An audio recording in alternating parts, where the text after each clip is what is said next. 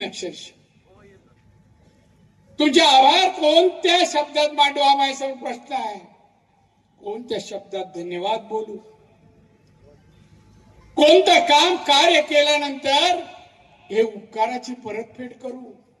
मला असं वाटतं तुमचे आमच्या कुटुंबावर जे उपकार आहे माझ्या आयुष्यात मी परतफेड करीन की नाही ही मला शंका वाटते उरलेल्या आयुष्यात.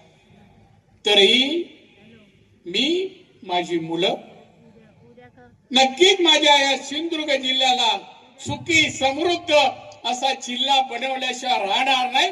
फक्त योगदान द्या, आशीर्वाद द्या आणि ते द्याल एवढी खात्री बाळगा.